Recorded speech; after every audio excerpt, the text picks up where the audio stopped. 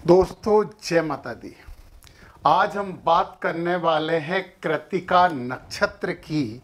और इस नक्षत्र के पहले चरण में आती है मेष राशि और बाकी के 3 चरण में आती है वृषभ राशि। यानी कि ये नक्षत्र अपने में 2 राशियों को समाहित किए हुए है।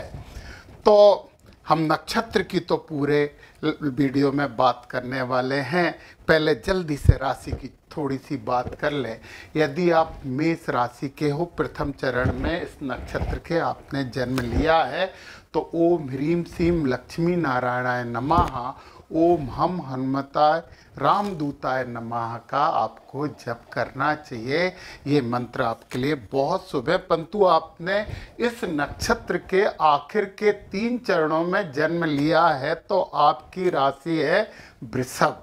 और जब वृषभ राशि के आप जातक हो, तो आपके लिए ये मंत्र बड़ा सौभाग्यशाली मंत्र है। इस मंत्र का पाठ जरूर करना वृषभ राशि के जातकों। ओम गोपालाय उत्तर ध्वजाय नमः, ओम गोपालाय उत्तर ध्वजाय नमः। बहुत शुभता प्राप्त होगी। जब भी कोई अच्छा काम, बड़ा काम करने जा रहे हो, तो इस मंत्र का आप कम से कम 11 बार जप कर लेना। परंतु हमने ये बोला है कि नक्षत्र राशियों से ज़्यादा प्रभावी हैं, और यदि हम नक्षत्रगत उपाय करते हैं, नक्षत्र को संभाल लेते हैं, तो हमारी जिंदगी भी संभल जाती है। तो कृत्तिका नक्षत्र के स्वामी ग्रह हैं सूर्य, और सूर्य भगवान तो ऊर्जा वाले हैं, तो बड़ा ऊर्जा वाला नक्षत्र है। सुबह सुबह उठ के सूर्य भगवान को जल आपको चढ़ाना चाहिए। कृत्तिका नक्षत्र वालों ध्यान देना ये बात। और नक्षत्र देवता हैं अग्निदेव। अग्निदेव यदि देवता हैं तो कोई भी पूजन पाठ करो, हवन आपको जरूर करना चाहिए। और ये मंत्र है आपके लिए बड़ा शुभ मंत्र, ओम अग्नये नमः। फिर आपका जो नक्षत्र का वृक्ष होता है वो है पीपल। पीपल के पेड़ की जितनी सेवा कर सकते हो करिए। घर में पीपल मत लगाना, उस घर में भी मत रहना जहाँ पीपल की छाया होती है। पीपल दूर रहे, परंतु उसकी सेवा, उसकी पूजा, उसके नीचे दीपक, उसके नीचे बैठ के कुछ भी तैयारी, जप, हवन, होम जो भी कर सकते हो करो, बहुत शुभता प्राप्त होगी। और अब एक बहुत महत्वपूर्ण बात यह है कि कृत्तिका नक्षत्र का सबसे ज़्यादा, सबसे अच्छा मित्र होता है भरणी नक्षत्र। तो दोस्तों, यदि भरणी नक्षत्र का चिन्ह आप अपने घर में रखोगे, ये अति मित्र है, तो बड़ा फायदा होगा, बड़ा लाभ होगा। श्री कृष्ण भगवान अपने मित्र नक्षत्र का चिन्ह यानी मोर पंख पूरे समय अपने शीश पे धारण किए रहते थे। ये बात ध्यान देना। तो आपको घर में हंस का चित्र जरूर लगाना चाहिए, और ये निश्चित ही हर किस्म का वास्तु दोष और ग्रह दोष को कम करने वाली चीज़ है। तो हंस का चित्र आप युगल हंस भी लगा सकते हैं। अब बात करें, कृत्तिका नक्षत्र में लोहपाद होता है, लोहपाद। और लोहपाद शुभ नहीं होता, अशुभ होता है। तो कृत्तिका नक्षत्र में जन्म लेने के बाद हम पूरी जिंदगी अशुभता ढोते रहेंगे। इसके ग्रह सूर्य हैं, इसके स्वामी अग्नि हैं, ये कुछ नहीं करेंगे। आप सूर्य भगवान को जल चढ़ाइए, और कम से कम महीने में जब भी आपका चंद्रमा, आपका नहीं सबका ही चंद्रमा कृत्तिका नक्षत्र में आए, तो ओम अग्ने नमः इस मंत्र की 108 आहुतियों से हवन जरूर करिए। कुछ भी हो जरूर करिए। और हवन में तिल होने चाहिए, घृत और शर्करा होनी चाहिए। बाकी जितनी हवन संबंधी दूसरी औषधियां हैं, वो औषधियां आप डाल सकते हो। और जब हवन करते हैं तो बलि, एक हवन की बलि होती है, वो खीर है, तो खीर की आप बलि उसमें दीजिए हवन में, तो पता है ये लोहपाद आपका कुछ भी नहीं बिगाड़ेगा, शुभ हो जाएगा आपके लिए। और पता है आपके लिए दान थोड़ा सा महंगा है, क्योंकि आपको फल मिलेगा स्वर्ण दान से। तो हम छोटी सी लौंग भी दान कर सकते हैं, एक छोटा सा टुकड़ा भी दान कर सकते हैं। तो स्वर्ण दान करोगे तो आपको बड़ा फायदा होगा। इसका जो तत्व है वो अग्नि है और गण है राक्षस, और ये सतोगुणी नक्षत्र है। कृतिका कैसा नक्षत्र है? ये नक्षत्र है सतोगुणी। ये देखो ना कितनी अच्छी बात है, आप लोह पात से ही समस्या उत्पन्न मत करिए। नक्षत्र सतोगुणी है, ऐसे लोग ना तो किसी से डरते हैं और ना ही किसी को डराने की कोशिश करते हैं। शुद्ध चित्त होते हैं, अपने काम से काम रखते हैं, अच्छा काम करते हैं और उपकारी होते हैं। परंतु उपकार केवल उसी पर करते हैं जो उस उपकार के योग्य है। हर किसी पे उपकार नहीं करते हैं। सत्य बोलना, शांत रहना, क्षमाशील और तेजस्विता इनका अच्छे और बड़े गुण हैं। तो आप केवल एक नकारात्मक बात को लेके मत बैठना। जितने भी मिथ हैं, जितनी भी गलत फहमियां हैं, उन गलत फहमियों को दूर करके ईमानदारी से जो हमें करना चाहिए, हमें वो धर्म करना चाहिए, वो धर्म कर्म करना चाहिए जिससे नक्षत्रगत हमारे लिए शुभता का जन्म हो। तो इंपॉर्टेंट बात तो यही है आपके लिए। हंस का चित्र आपने लगा लिया, ओम अग्ने नमः से आप हवन कर रहे हैं।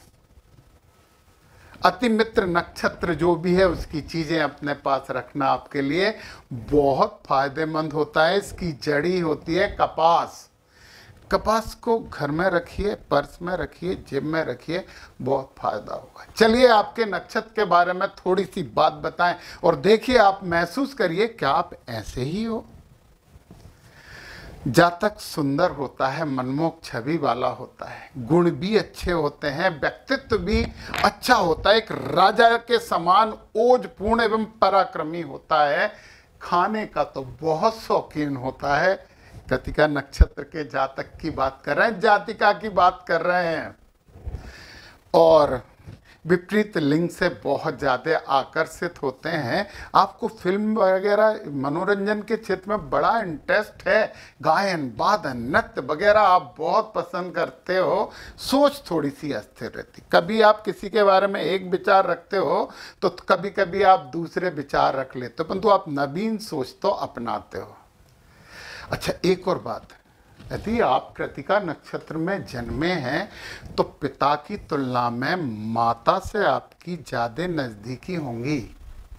आपका अपनी जीवन साथी के साथ बड़ा प्रेम पूर्ण और मधुर संबंध रहता है, परंतु परिवार से थोड़ी सी दूरी आ जाती है। सर्दी जुकाम वगैरह तो आपके होते ही रहते हैं, नाक से संबंधित रोग होते हैं। तो 2 राशियां हैं। अब हम बात कर लें चारों चरण की। देखिए, मेष और वृषभ राशि दोनों बिल्कुल अलग होती हैं। एक बहुत ऊर्जा वाली राशि होती है और वृषभ भी बहुत ऊर्जा वाली राशि होती है। आप बोलोगे सर क्या बोला आपने? आपने कहा बहुत अलग होती हैं और कह रहे हैं दोनों ही ऊर्जा वाली होती हैं। हाँ, ऊर्जा वाली होती हैं दोनों। देखिए जरा, जब मेष राशि होती है तो शक्तिशाली, बहुत ज़्यादा, आप मतलब सीधी सी बात है, युद्ध क्षेत्र वाली ऊर्जा होती है। आप अपने कार्य क्षेत्र में योद्धा के जैसे कार्य करते हो। और वृषभ राशि वालों के पास एक अलग किस्म की ऊर्जा होती है, वो शांति वाली ऊर्जा होती है, डिसेंसी होती है और अच्छा खासा ब्रेन होता है, दिमाग का उपयोग करते हैं और अच्छे कार्यकर्ता होते हैं, नए आयामों की खोज करते हैं। तो जब आपका प्रथम चरण में जन्म हुआ है, इसका मतलब है मेष राशि है। और जब मेष राशि है और प्रथम चरण है तो आप अपने जन्म स्थान से दूर जाकर खूब धन कमाएंगे। मंगल की दशा में विशेष प्रगति करने वाले हैं और गुरु और सूर्य की जब मंगल की दशा में अंतर्दशा आएगी तो आप बहुत अच्छा करने वाले होंगे। चलिए, मेष राशि की बात हो गई। अब हम द्वितीय चरण की बात करते हैं। स्वामी शनि हैं और राशि है वृषभ। अच्छी बात पता है क्या है? वृषभ के शुक्र स्वामी होते हैं और ये यहाँ पे शनि हैं और शुक्र और शनि बड़े अच्छे मित्र होते हैं। तो एक बहुत महत्वपूर्ण बात यह है कि आप विज्ञान के अच्छे जानकार हो सकते हैं। आपके पास ज्ञान और अनुभव दोनों रहेंगे। आप शास्त्रों के ज्ञाता हो सकते हो, तेजस्वी होगे, विद्वान होगे। तो शुक्र और शनि की दशाएं आपको बड़ी शुभ होने वाली हैं। और यदि आप तृतीय चरण में हैं, इसके स्वामी भी शनि ही हैं। सूरवीर तथा भाग्यशाली तो आप होंगे। अब वो लोहा पात आपने लेके रखा हुआ उससे हटाओ ना। ज्ञान और अनुभव दोनों होंगे आपको, शास्त्रों के ज्ञाता होंगे, तेजस्वी होंगे। सूर्य और शुक्र दोनों की दशाओं में आप लाभ कमाएंगे, फायदा लेंगे। और यदि आपका चतुर्थ चरण में जन्म हुआ है और इसके स्वामी हैं गुरु, दीर्घायु तो आप पक्के होंगे, आपके पुत्र जाते होंगे। सूर्य और बृहस्पति की अंतर्दशा में आपकी बहुत उन्नति होगी। आप सूर्य के समान चमकेंगे। आप वृषभ राशि के जातक होने के बावजूद आप थोड़ा सा नेतृत्व का गुण जरूर रखेंगे और अच्छा नेतृत्व करेंगे। लोगों को अपनी बातों से प्रभावित करेंगे और लोग आपका साथ देंगे। तो चारों चरण बड़े अच्छे चरण हैं और बहुत अच्छा आप लोग करने वाले हो। बस जो नक्षत्रगत उपाय बताए हैं, जो चीज़ें आपको बताई गई हैं, वो जरूर करिए। देखिए, जब प्रथम चरण में हैं तो आप गुरुवार के दिन किसी भी हालत में केले के पेड़ की पूजा करिए। द्वितीय चरण में है तो शंकर भगवान की भी आप पूजा करिए। तृतीय चरण में भी है तो भी भोले बाबा की चरण में रहिए। और चतुर्थ चरण में है तो गुरु महाराज है, फिर वही केले के पेड़ की पूजा, केले दान करिए। शुभता प्राप्त होगी और आप लोग बहुत अच्छा करेंगे। और आपको मेरी तरफ से भी बहुत बहुत शुभकामनाएं। कृतिका नक्षत्र वालों, जय माता दी।